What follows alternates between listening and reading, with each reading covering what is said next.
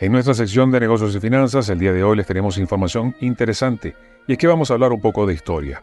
Veremos qué hicieron para que un país pasase de estar en la más absoluta miseria a ser una de las mayores y más prósperas economías del mundo. Se trata de Corea del Sur. Para hablar del milagro económico de este país, lo primero que hay que hacer es situar a Corea del Sur como una nación arrinconada entre dos grandes imperios, como lo han sido el chino y el japonés. La coreana es una de las civilizaciones más antiguas del mundo y hoy en día una de las sociedades más prósperas del planeta. Quizás desde Occidente sepamos muy poco de ellos, a pesar de que los tenemos en muchos electrodomésticos y equipos como televisores, teléfonos o tablets de la marca LG o Samsung, o incluso un vehículo Kia o Hyundai. Este tipo de empresas son la clave del milagro económico surcoreano, quienes reciben el nombre de chaebols. Pero antes vamos a ver un poco cómo es Corea del Sur, hasta qué punto están desarrollados y por supuesto vamos a ver también su historia. Para empezar, Corea presenta una población de 50 millones de habitantes, en una superficie llamativamente pequeña. Para que te hagas una idea, su territorio ocupa unos 100.000 kilómetros cuadrados, lo que sería igual a menos de la mitad del estado Bolívar en Venezuela.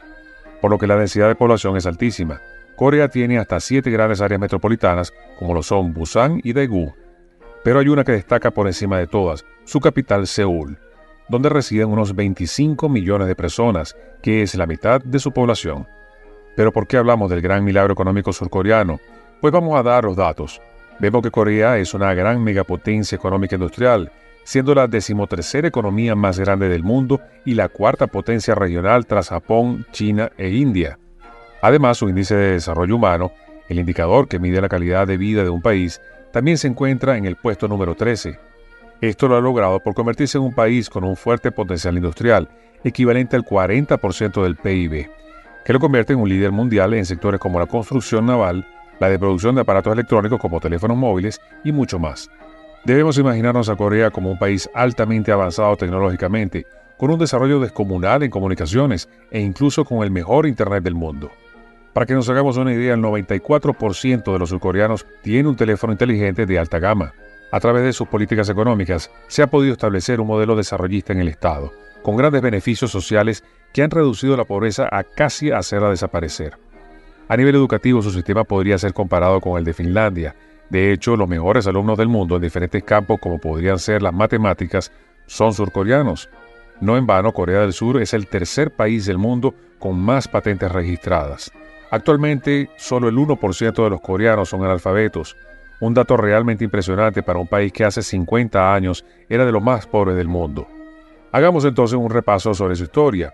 En 1910, Japón invade la península de Corea e industrializa el norte debido a sus grandes recursos naturales, mientras que el sur, sin industria, se vuelca en la agricultura. Tras el fin de la Segunda Guerra Mundial, Japón abandona la península de Corea. Corea entonces se divide en dos, Corea del Norte y Corea del Sur, quedando el norte bajo la tutela de la Unión Soviética y el sur bajo la protección de Estados Unidos. En 1950 se inicia la guerra entre ambas Coreas. Mueren de 2 a 3 millones de personas en apenas 3 años. La guerra no la gana nadie, y a nivel territorial la situación después del conflicto es prácticamente la misma que antes. Sin embargo, ambas Coreas están destrozadas. Centrémonos entonces en el sur.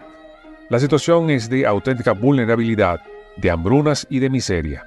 Contaban con una renta per cápita similar a un país africano como Ghana, y debido a que el país estaba destrozado, se vieron obligados a importar mucho más de lo que exportaba. El país además entró en una época muy inestable políticamente, ya que hubo 3 levantamientos militares y se instauraron 3 dictaduras distintas durante los siguientes 27 años. Para 1960 los números de pobreza absoluta eran desoladores. A nivel educativo el 78% de la población era analfabeta. Sin embargo, en plena Guerra Fría, las potencias capitalistas no podían dejar a Corea del Sur caer en manos de China, por lo que los asesores occidentales empezaron a formar al gobierno de Corea del Sur en materia económica. El objetivo estaba claro: había que industrializar el país a toda costa, para convertirlo en una nación exportadora, gracias a la creación de nuevas industrias competitivas, eliminar las barreras comerciales, bajar los impuestos y demás políticas liberales. Es decir, Corea se propuso dejar de ser importador de productos manufacturados para ser ella misma quien los fabricara y quien los vendiera al resto del mundo. Pero ¿cómo se industrializa un país de la noche a la mañana? Pues el plan fue el siguiente: el gobierno se reunió con las grandes familias del país, es decir, los grandes empresarios, para crear empresas de tipo chaebol, lo que les había comentado antes de las empresas como Samsung o LG.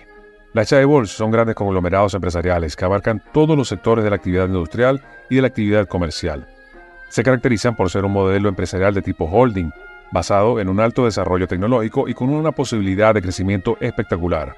Para hacerlas crecer, estas empresas contaban con un fuerte apoyo institucional, con grandes beneficios como las reducciones fiscales, condonación de deuda y también tendrían un gran apoyo financiero. Actualmente 10 de estas grandes empresas producen el 40% del PIB nacional. Los frutos de estas políticas comenzarían a ser visibles a partir de 1970.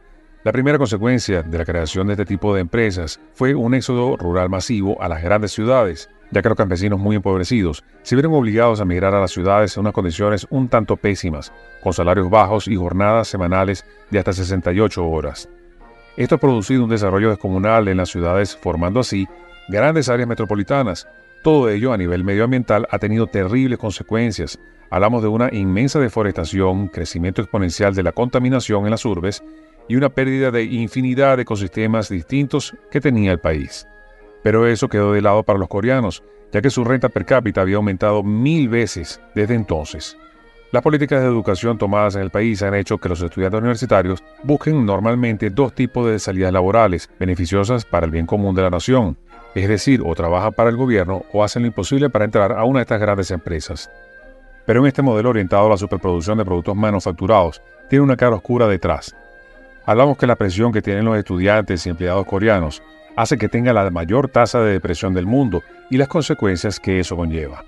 Otro de los perjuicios es el tema de las pymes. Los chaebols, al sustentarse en holding, hacen que las pequeñas y medianas empresas sean proveedores o dependan directamente de las chaebols.